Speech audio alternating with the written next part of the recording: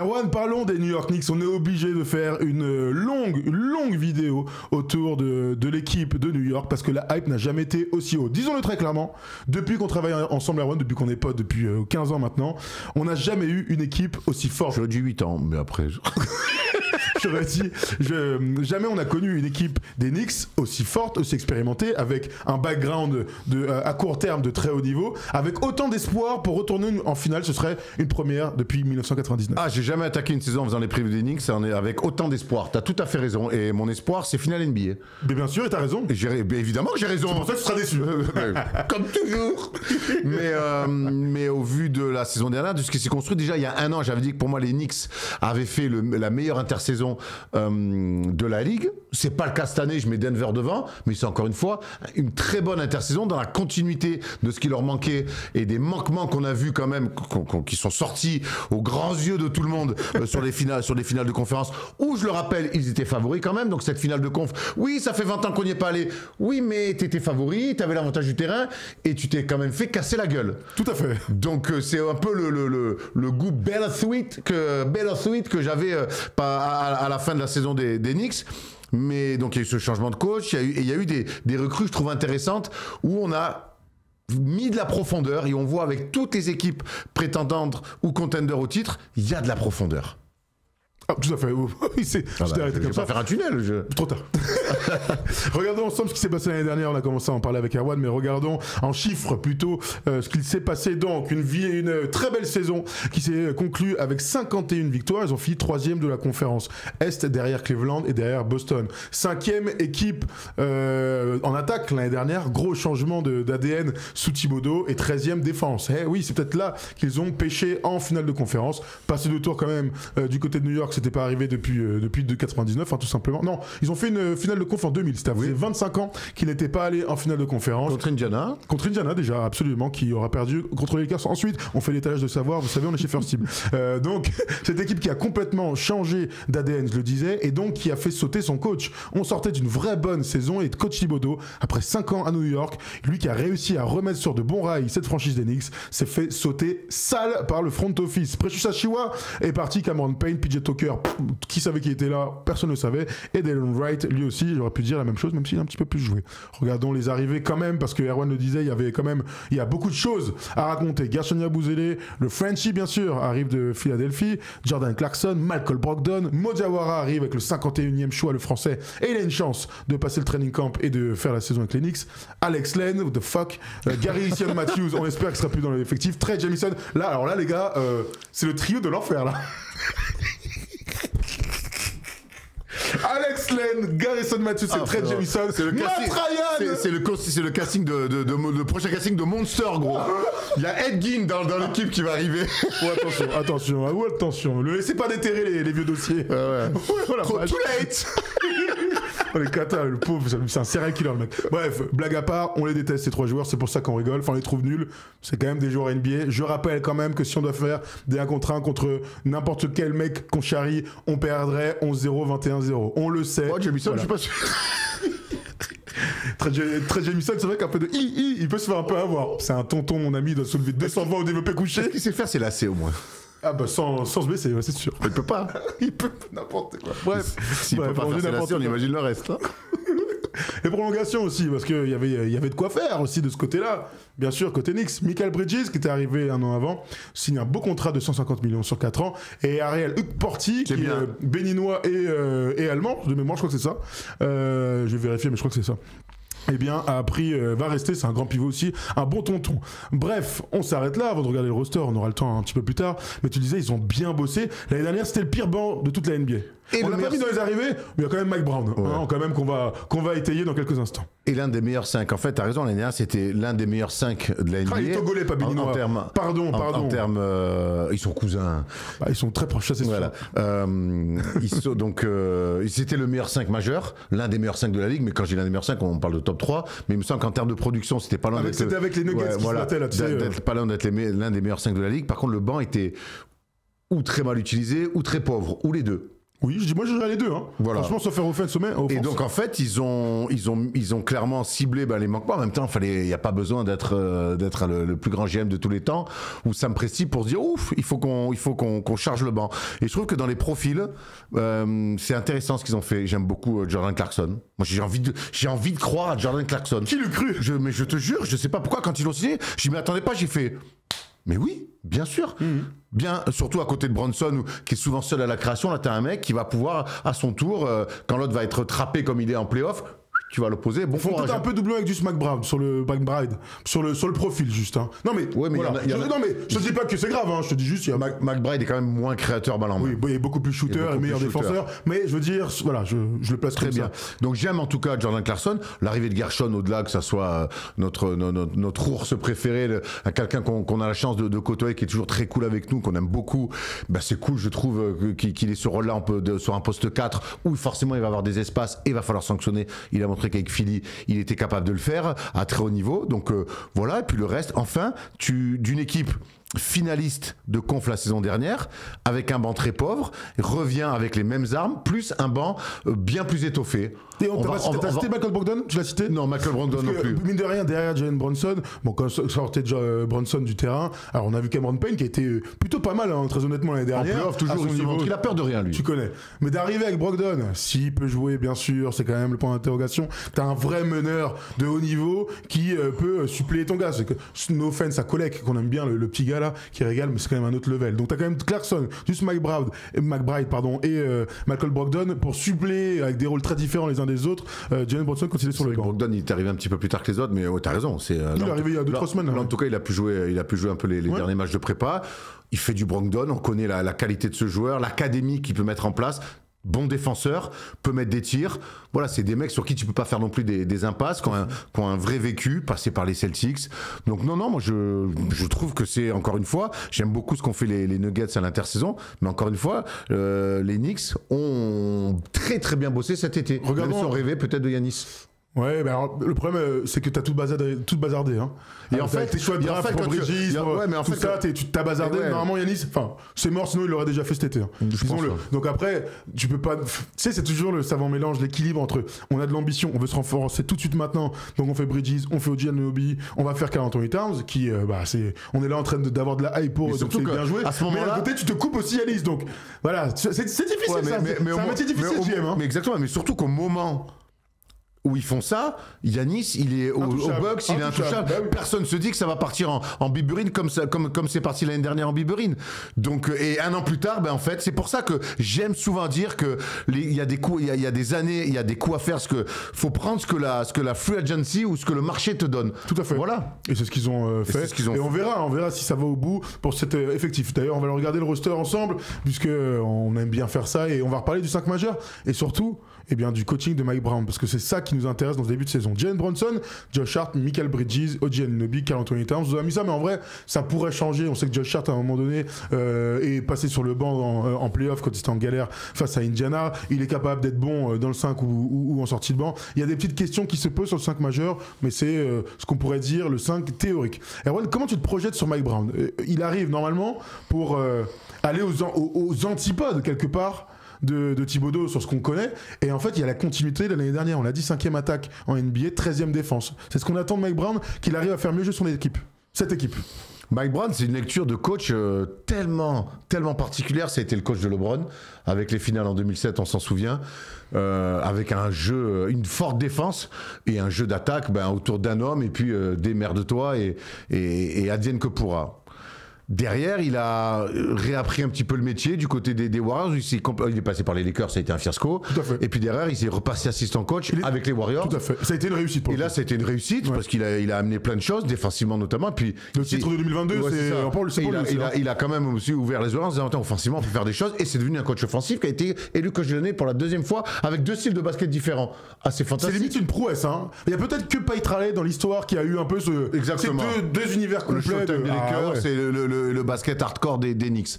T'as raison. Et Miami, tu peux mettre. Et Miami. Mais il passe à Miami, pas très bien. Non. J'ai oublié. Il est que champion en 2006. mais donc là, je pense qu'aujourd'hui, c'est quand même un coach bien plus ouvert sur l'attaque, qui a quand même encore des valeurs défensives. Sa fin de cycle, elle est pas belle avec les Kings, certes, mais on va pas oublier quand même ce qu'il a réussi à mettre en place. Ça a été long à se dessiner, le remplacement de Tom Thibodeau. Ça m'a pas rassuré dans le temps qu'ils ont mis. Ça veut dire qu'ils ont viré un coach qui avait fait du bon boulot, mais qui pour moi avait clairement atteint ses limites. J'en reste persuadé. Je me dis, ils ont un plan B. Et en fait, ils n'avaient pas de plan B. C'est ce qui m'a fait peur. Mais finalement, le choix de Mike Brown, quand ça tombe, je me dis, je saute pas au plafond, mais je me dis, au moins, il y a une idée. Pourquoi pas un coach qui, quand même, qui, en tant que head coach, est allé en finale NBA. Tout à fait. C'est pas rien. En tant qu'assistant coach, il a quand même connu des titres avec les Warriors, qui est une équipe qui a fait une dynastie. Il a coaché aux Lakers, donc il connaît des contextes où si tu perds 3 fois d'affilée, à un moment donné, on va commencer à te regarder de travers. Je trouve quelque part qu'il coche beaucoup de cas. C'est vrai qu'on parlait de Mike Malone, mais qui avait l'air déjà de l'avoir encore très mauvaise, qui n'a pas digéré son divorce avec les Nuggets. Donc est-ce que c'était bien d'aller chercher tout de suite après à la télé, hein, il a fait un choix de carrière. Hein. Donc, et puis qui semblait quand même à court d'idées au-delà sortie de Bala Jokic. Donc j'ai envie de croire en Mike Brown, vraiment. Tu sais, on en a parlé dans Clutch la semaine dernière avec Thomas et Rémi. Et Rémi donc était à Abu Dhabi et il a vu les entraînements des Knicks, enfin ce qu'on nous permet de voir quand on est sur place. Et je lui posais la question de est-ce que tu as vu déjà une différence? Parce que vous avez vu la com des Knicks, hein. En attaque, on voit des mouvements de balle, ça se fait des passes, il y a beaucoup plus de mouvements. On est tous persuadés que c'est comme ça que tu gagnes en NBA parce que les superstars sont tellement forts qu'il faut leur donner les ballons de fin de match. Mais autant que ces mecs-là arrivent avec des jambes et avec des mecs qui sont impliqués dans les moments importants, ce qui n'était pas du tout le cas des Knicks l'année dernière. On se rappelle qu'ils font un super run de playoff parce que Brunson est exceptionnel, parce que Towns a eu des hauts et des bas, mais dans ses hauts, il a été merveilleux. On se souvient contre Détroit notamment. Ils ont 2 mecs qui leur font gagner 2 séries, disons-le. Alors, Brunson, on le savait déjà depuis Dallas, on le savait. Avec New York, il a fait que confirmer, parfois trop esselé.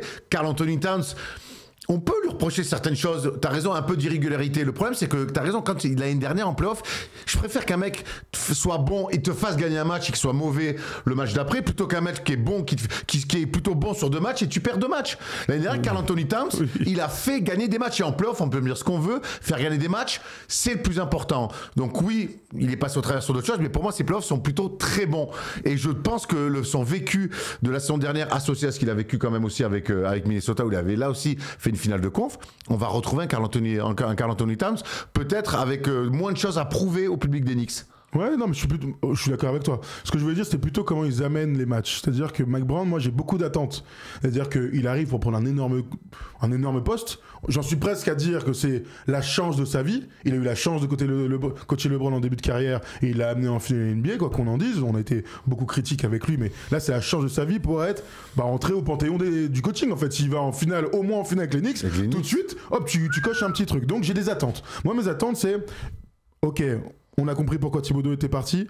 J'ai envie de voir, dès la saison régulière, une équipe qui joue bien au basket. Pas qui joue mieux, qui joue bien au basket, avec une idée, avec des mecs qui sont mis en valeur. L'année dernière, mine de rien, Thibodeau, et c'est sa grande réussite, quand il aime bien des mecs, il les met toujours en valeur. Il aime bien Brunson, il l'a mis en valeur. Towns a fait une énorme saison l'année dernière, il est en 25-14, il l'a mis en valeur. Josh Hart était très apprécié, il est en valeur, etc. Evan Fournier, finalement, ne matchait pas dans l'idée de Thibodeau. Il a complètement mis de côté. Donc j'ai envie que Mike Brown arrive à continuer à mettre en valeur ces mecs avec du meilleur jeu et donc des meilleurs résultats. Donc objectif, c'est être premier de la conférence Est, je pense qu'on est plutôt d'accord, mais frôler les 60 victoires. Vu l'effectif, j'ai besoin d'assumer en fait ce statut. Les playoffs, on en parle après, mais d'assumer ce statut par le jeu déjà. Ce serait une prouesse incroyable pour Mike Brown. L'année dernière, il y a quand même un truc qui nous a surpris, c'est sous Thibodeau, comment cette équipe-là a changé d'ADN. Et on n'est pas habitué à voir ça. Hein. Non. Avec le même coach, à peu près le même effectif. Il y a Towns, mais surtout avec Thibodeau. Après, ils ont clairement mis une équipe où même si lui, c'est un coach assez archaïque défensivement, il n'avait pas l'équipe pour pouvoir. Il n'avait pas les Bulls de Noah et d'Eric Rose pour faire ça. Mais c'est une équipe qui a commencé sa mue. Et je pense que c'est une équipe qui a envie, quelque part, de bien jouer au basket. De s'amuser, de jouer au basket. Parce que jouer sous Thibodeau, ça n'a pas l'air rigolo du tout. Donc je pense que c'est une équipe qui a envie de s'amuser. Et pour qu'on. Brunson est trop fort, il marquera ses paniers. On l'a vu aussi l'année dernière, Karl Anthony Towns. Mais j'aimerais juste que autour de ces mecs-là, on arrive à leur mettre un peu plus de play pour qu'ils soient moins dans la création, qu'ils aient plus des mouvements sur des sorties d'écran, sur des pics, où on va les chercher sur des situations où ils aient moins besoin de créer, et que la création, quand il y a des fins de match serrés ou des gros matchs de play-off importants, ben oui, les fins de match se jouent sur la création, mais que tu arrives frais, mais que tu aies des plays tout au long de la saison et tout au long des matchs, dès le départ, tu n'es pas obligé de jouer 8 pick and roll dès le deuxième quart-temps pour les marquer tes points. Ce serait une bonne idée de mieux amener oui, merci. action. On peut revoir, s'il te plaît, le 5 majeur et l'effectif. La seule petite faiblesse que je trouve à cet effectif, alors, no offense à Alex Len et Trey Jemison, c'est qu'ils sont encore une fois ultra dépendants de la santé de Mitchell Robinson. Cet effectif est dépendant de Mitchell Robinson pour être amené à très haut niveau. Mine de rien, Mitchell Robinson l'année dernière, il fait un round de playoff où il n'est pas blessé. Comme de par hasard, il va en finale de conf. Non mais en vrai, là aujourd'hui, alors Towns, on connaît ses qualités, c'est un joueur de talent exceptionnel, c'est un défenseur minable, c'est un bon rebondeur, mais un très mauvais défenseur. Et Mitchell Robinson, c'est un joueur avec un talent limité, mais par contre, il est particulièrement complémentaire de Karl Anthony Towns. Et on se souvient qu'ils ont commencé dans le 5 majeur tous les deux en playoff, en fin de playoff. Ouais, donc c'est peut-être une formule que Mike Brown va pouvoir tenter. Honnêtement, Mitchell Robinson, le talent qu'il a au rebond, parce que j'appelle ça un talent, ça change tout. En fait, il est incontrôlable. C'est le meilleur rebondeur offensif, je pense, de la ligue, dans le côté bagarreur, dans le côté, puis c'est le long bras. Et puis, il fatigue les défenses. Ça veut dire que tu sais que si tu t'oublies, ben, tu rends possession à l'adversaire ou tu donnes 2 points. Et c'est vrai que la santé de Mitchell Robinson change tout, peut tout changer pour cette équipe-là. L'année dernière, on arrive en playoff avec un banc un petit peu mieux qu'en saison régulière parce que Mitchell Robinson. Donc c'est vrai que si lui, il peut faire ne serait-ce que 70% de la saison régulière et être en forme en playoff, ça peut être un énorme game changer. Vraiment, l'impact qu'a eu ce mec l'année dernière en playoff, je le pensais pas capable de ça. On savait que quand il a, c'est mieux, qu'il y a un bagarre, il va rendre 2-3 possessions et on prend, on est content. L'année dernière, c'était bien plus que ça. On se souvient c'était contre les Cavs l'année précédente où il avait été énorme déjà. Hein. Ah ben voilà, il avait été Jarrett Allen et Mobley sur le premier tour, il les avait massacrés. L'année dernière, il joue que 17 matchs. L'année d'avant, 31 matchs. Ouais, c'est violent. L'année d'avant, 59. C'est violent. Frérot, si tu peux faire. Prends 60. Hein. 60 et en forme en mars. En mars-avril. Même 50, je les prends, je te dis. Bien sûr. S'il est en forme à la fin, parce que s'il fait ses 50 premiers et qu'après, juste après être deadline, tu vas vraiment pour être vraiment dans la mouise. Je te propose dans quelques instants d'accueillir Nathan qui va discuter avec nous, mais avant ça, je voulais regarder les cotes parce qu'il y a de la hype à New York. Et ben, qu'en pensent les bookies, les traders sur Winamax? C'est sévère, je trouve. Bah écoute, tu vas me dire ce que t'en penses. Oklahoma est donc largement favori, un 3,50. Cleveland est un 8,50, c'est autant que Denver. Les Rockets sont les 4e favoris de NBA et on arrive là donc sur les Knicks, côté à 10, et les Lakers côté à 14. Avant que tu me donnes ton avis, Erwan, je te propose de regarder ce petit truc, d'ailleurs c'est toi qui parles, pour nous rejoindre sur Winamax. Depuis plusieurs années, Winamax est partenaire de notre chaîne. Et avec eux, tu peux utiliser ton expertise pour gagner de l'oseille en pariant sur toutes les compétitions de basket, sur les matchs, mais aussi, et ça on adore, parier sur les perfs des mecs. Tiens, je sens bien qu'un Serbe va faire un triple-double. Paris plutôt safe. Tu peux aussi miser sur qui sera le meilleur scoreur, le meilleur passeur, et même miser sur les duos. Bref, l'offre basket Winamax n'a jamais été aussi complète. En plus, ton premier pari peut être remboursé en cash à hauteur de 100 € maximum. Et vu qu'on est sympa, on t'offre même un petit bonus de 10 € lors de ton premier dépôt avec un code FT10. Plus d'infos en description. On rappelle quand même, le plus important, c'est strictement interdit aux moins de 18 ans. On est là surtout pour s'amuser. J'en profite bien sûr pour vous donner rendez-vous mercredi à 17h avec Erwan, Rémi Réverchon et Thomas Larokis. Et samedi, exceptionnellement, l'émission de vendredi est déplacée samedi, mais surtout elle est à Toulouse. Donc si vous êtes dans la région en Occitanie là-bas, eh bien vous venez nous voir, on prend le temps de discuter. Venez plutôt avant parce que notre avion il est à 18h10. Donc venez plutôt avant, on discute. Et on le disait pour rigoler tout à l'heure, mais Ayman, mine de rien, est passé dans Clutch à discuter avec nous. Et 2 ans plus tard, nous a rejoint d'abord en stage, puis ensuite il a été titularisé à notre grande dame, bien sûr. Donc voilà, venez nous voir, c'est toujours un bon moment, on va parler de basket et surtout c'est un moment qui va vous appartenir parce que c'est une FAQ avec vos sujets. Erwan, t'as vu donc, hein, ils sont 5e, alors favoris au titre NBA. Je te propose de recevoir Nathan, regarde, à côté à 10 là. Nathan qui nous a appelé et qui va donc essayer de nous dire s'il croit vraiment aux chances des Knicks pour aller au moins en finale NBA. Salut Nathan! Salut les gars, est-ce que vous m'entendez bien? On t'entend très bien, ça va? Ça va et vous? Ouais, impeccable. Est-ce que t'es fan des Knicks? Pas spécialement, mais c'est une franchise que je suis, parce que ça reste une franchise historique, donc Très bien, un peu d'objectivité autour de la table. C'est-à-dire je le disais tout à l'heure, donc ils sont 5e favoris au titre NBA. Est-ce que ça te semble logique, cher Nathan ? Ça me semble logique dans le sens où les armadas de l'Ouest sont très très fortes, donc c'est pas débile qu'ils soient 5e, mais par contre ça me paraît très logique qu'ils soient les premiers, en tout cas parmi les premiers à l'Est. Vous avez bien élaboré sur le fait que ils s'étaient énormément améliorés, qu'ils avaient bien bossé, et quand on regarde juste l'effectif en lui-même, ils se sont énormément améliorés cet été. L'arrivée de Mike Brown va changer beaucoup de choses parce qu'il y a quelques crans à débloquer pour pouvoir aller jusqu'en finale NBA. Le fait d'avoir la profondeur, comme vous avez dit, mais aussi le style de jeu. Quand on voyait Brunson être complètement fatigué parce qu'il n'y avait pas vraiment de style d'attaque et que ça faisait de l'ISO sur de l'ISO contre Indiana et contre les chiens enragés qu'il avait en défense contre les Pacers, c'était compliqué. Et je pense que ça va changer, et c'est aussi important d'avoir un style de jeu un petit peu plus divers, et où il va y avoir de la diversité et de l'alternance. Mais surtout, moi, ce qui m'intéresse, c'est quand on prend un peu de recul. En fait, là, il y a les planètes qui s'alignent, et on sait que la NBA, ça va vite, les planètes ne s'alignent pas tout le temps. Et quand on regarde les équipes à l'Est, j'ai un petit peu de mal à voir qui, sur une série, pourrait leur poser problème au point de les sortir. Donc, j'arrive même pas à voir les Sixers comme des contenders.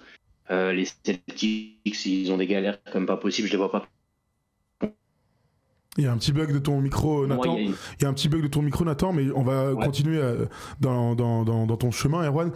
Il y a à la fois le cycle des Knicks, ce qu'ils nous ont montré, donc il y a de la hype pour ça, mais ce qui nous fait tous dire que c'est un vrai contender, c'est que la concurrence, elle a jamais été aussi faible dans la conférence Est pour de multiples raisons. De multiples raisons, tu as raison. Les Celtics, entre la blessure de Tatum, la vente des propriétaires qui amène une nouvelle vision, du coup qui trade Porzingis et Holiday, tu te retrouves avec une équipe correcte, mais New York. Parce que t'es poli, tu dis ça. Mais ouais, New York c'est plus fort. Milwaukee, c'est un chantier.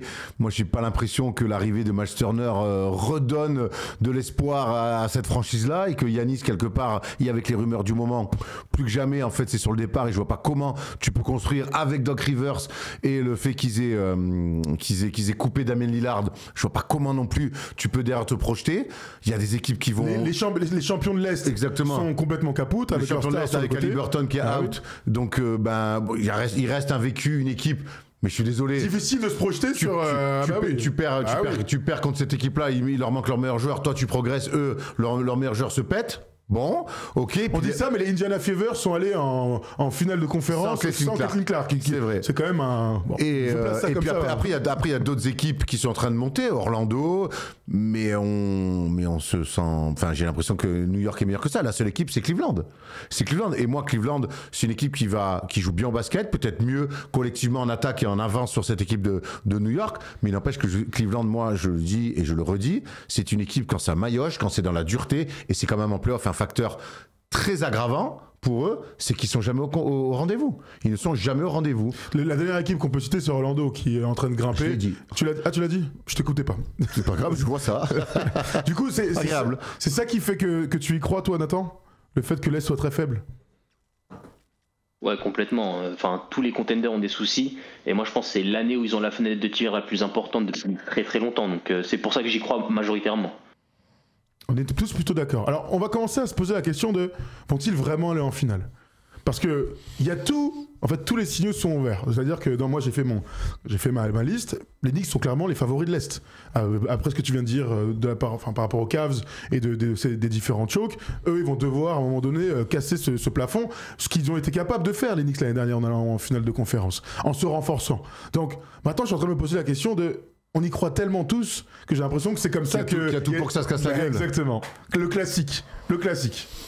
Alors oui, mais c'est pas juste du papier quelque part. C'est mine de rien, Tom Thibodeau a mis des bases sur cette équipe-là. Tom Thibodeau a refait gagner cette franchise, et ça c'est pas rien. Il a fait venir aussi des joueurs, pas lui, mais en tout cas le Leon Rose a fait venir des joueurs qui gagnent depuis qu'ils sont aux Knicks. Brunson en tête, le leader de cette équipe, le meilleur joueur de cette équipe, depuis qu'il est aux Knicks, il gagne. C'est vrai. Et donc je vois pas, alors après, finale NBA évidemment, faudrait que les planètes s'alignent, mais je vois pas non plus un crash complet de cette équipe-là. Si on nommait les blessures, bien sûr. Voilà, parce que mine de rien, il y a un vrai vécu incarné par leur leader qui est Jalen Brunson. et c'est une équipe qui depuis 3 ans, 4 ans, gagne. Et ça, pour moi, c'est pas rien. Et tous les gens qui sont venus se greffer au projet Knicks depuis 3-4 ans font en sorte que cette équipe gagne chaque année un petit peu plus. C'est ce qui me dit, c'est ce qui me fait dire, qui me fait croire que cette année, la finale NBA, il y a vraiment moyen d'y croire. Alors, je réponds juste à cette question. Quelqu'un nous disait, c'est où à Toulouse?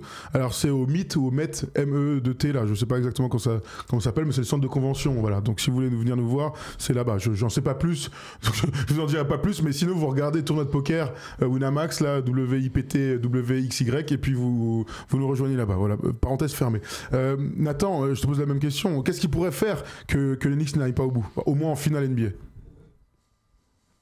Évidemment les blessures, ça c'est toujours hyper important. Mais sinon j'ai du mal à voir des raisons qui les feraient échouer, parce que l'alchimie pour moi ils l'ont déjà, ils ont juste greffé de nouveaux joueurs qui pour moi vont totalement s'intégrer. Donc vraiment, pour moi s'il y a échec cette saison en dehors des blessures, ça obligerait je pense en tout cas le management à changer pas mal de choses et à revoir le projet, mais ce serait extrêmement grave. Ce serait dommage, non? Mais non, je crois. Alors heureusement que t'es pas supporter des Knicks, toi, parce qu'en tout cas, t'es au moins aussi radical que. Mais il y a Mike Brown ça sera son année 1, n'oublions pas. Il y a quand même des joueurs à qui t'as filé le max. Anunoby, Michael Bridges, Karl Anthony Towns, qui est sur un contrat maximum que t'as fait venir en faisant bouger pas mal de choses. Ils sont tous sous contrat pendant au moins 3 ans, à part Mitchell Robinson. À moins de vraiment histoire incroyable hors terrain où là, t'es obligé de faire des choix. Je crois que cette équipe-là, elle mérite quand même 2 ans, 3 ans pour essayer d'aller en finale NBA. Ils ont même pas 30 ans avec Josh Hart. Voilà. Le seul truc que je me pose, c'est, et on en revient à ce que sont les Knicks, c'est la pression. C'est-à-dire que ce qu'on est en train de dire tous, on est hypé, c'est grand ouvert, c'est une super équipe de basket. Il y a tout pour se mettre la pression et en fait, à un moment donné, que la fanbase des Knicks qui est particulièrement excessive, on va dire comme ça, qu'en fait, cette espèce de bulle de les gars, c'est notre année ou jamais, eh bien, elle pète complètement et que tu te vautres. Tu vois, t'as bien dit tout à l'heure un truc qui était important. En fait, l'année dernière, si on se remet un peu à l'époque, dans le contexte, en fait, de pas aller en finale NBA, c'est une grosse catastrophe. C'est-à-dire que c'est tellement dur d'aller en finale. C'est tellement dur de jouer. T'as la chance, entre guillemets, parce qu'ils font une grosse série, que Tatum se pète, donc finalement on saura jamais cette série. Et on me l'a dit dans les commentaires la dernière fois, et je me permets de répondre. Il domine, il menait la série. Il domine, et il mène 2-1, et il mène au moment donné où Jason Johnson. Mais on sait jamais, c'est le basket, c'est du sport, c'est imprévisible. Voilà. Mais là, il y a tellement, ça semble tellement ouvert. En fait, c'est pas ces années-là où tu vas au bout normalement. Mais moi, l'année dernière, j'ai été très surpris de la part de certains fans des Knicks de dire on a revécu des finales de conf, c'était cool. Ah non. Moi, j'avais la haine. Le match 2 où ils perdent. Ils sont menés 2-0 à Indiana et 3-1 après. Ils perdent le match 4. Le tir d'Ali Burton là, qui prend le fond, là, c'est le match 2, ça. Mais même ça, alors qu'ils mènent, ils doivent le gagner 20 fois. Et encore une fois, on joue un basket d'attaque d'une pauvreté inouïe.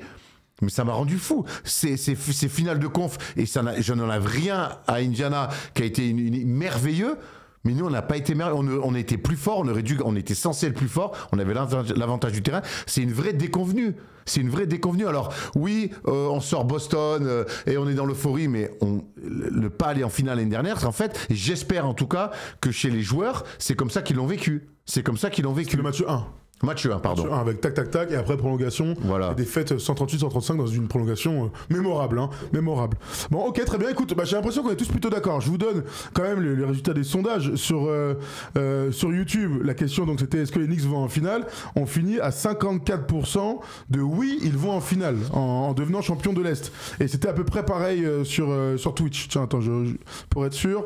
Tac. Ah non, c'était non à 52%. C'était l'inverse. Donc après... Honnêtement, 52, c'est kiff. Voilà. On est tous plutôt d'accord pour dire qu'ils sont favoris avec Cleveland, un ton en dessous, Orlando, et après on ouvre un petit peu le chapeau. Cleveland, un ton en dessous, pas dans le basket proposé, c'est une belle équipe de basket. Non, Cleveland, New York et un ton en dessous, Orlando. Excuse-moi. Cleveland est grand favori, c'est limite eux qui devraient y aller. De toute façon, si l'année prochaine de l'Est sort une autre équipe que Cleveland et New York, les deux, je pense qu'ils pourront se manger. Tu sais ce qu'ils pourraient se manger, et ça serait une énorme surprise pour l'autre équipe qui pop. Ah bah ça c'est clair. Nathan, un dernier mot sur les Knicks? Ouais, je suis très content de ne pas être GM des Knicks, et même si je pense que ça se fera pas, mais maintenant qu'ils ont si bien construit leur effectif, J'avoue que je ne saurais pas quoi répondre si l'opportunité de Giannis est disponible. Ah. Dites-nous dans le chat. Après, Leon Rose gagne 6 millions par an à peu près. Est-ce que tu n'as pas envie d'être le GM des Knicks désormais avec cette information? Comme pour un ministre français qui prend pour 5 heures de travail 40 000 euros, j'y vais tout de suite, hein. Quitte à pas passer l'hiver. Hein. Allez, on s'arrête là-dessus sur les Knicks. Merci Nathan. Merci Nathan de nous avoir appelés. Salut les gars. À la prochaine, amigo. C'est 6 millions, j'ai dit 6 millions, c'est beaucoup, non? Pour un GM, Ouais. c'est peut-être beaucoup, ouais. Ouais. C'est plutôt les coachs, hein. Ouais. 6 millions, c'est plutôt les coachs, les GM. Aucune idée des coachs. C'est quoi je veux taper? Regarde. GM, Knicks, Leon Rose, salary. Je clique. Est-ce que j'ai un chiffre qui sort? Absolument pas. Pour autant, les joueurs très transparents, autant les coachs très transparents en NBA, autant tous les autres, ça doit bien se trouver quelque part, mais en tout cas, je n'ai pas l'information. Donc si vous le trouvez, vous n'hésitez pas à nous dire. Ou alors c'est des superstars, par exemple, vous vous souvenez, Phil Jackson, il avait pris le poste pour la modique somme de 60 millions sur 5 ans pour devenir team president. Sacré Phil. Philou celui-ci, hein. Tu peux pas m'en donner 10? Et juste, je te jure qu'au pire, j'aurais pas fait pire que lui. Ah ouais. Mais ma vie serait je serais pas là à m'emmerder à faire des livres antennes. Ça, c'est clair. Ou alors si, dans un siège, dans un fauteuil, en fumant un cigare, tu sais, en faisant l'ancien. Regarde, attends, le 5 novembre, Knicks paying Leon Rose approximative, je sais plus parler français, 8 millions par an. T'es pas si loin. Après, il y a le plus longtemps, Lyon. Hein. C'est un poteau de la famille de Lance. Bon, bref, voilà pour les Knicks. Si vous avez des réponses à nous apporter, n'hésitez surtout pas. Si Julien Courbet entend cet appel à l'aide, eh bien, Julien, s'il te plaît, dis-nous combien gagnent tous ces mecs. Qui s'est fait insulter sa mère et sa grand-mère à l'antenne? Exceptionnel. D'ailleurs, elle est morte. Oh, quel moment. Ça, c'est des moments de télé, ça. Enfin, des moments d'internet qui sont à la télé. Parce que normalement, ça, tu vois, c'est un peu chelou quand même. Qui appelle Julien Courbet pour lui insulter sa mère et sa grand-mère? Quelqu'un qui n'est pas content, Erwan. Mais comme si c'était une embrouille de collège.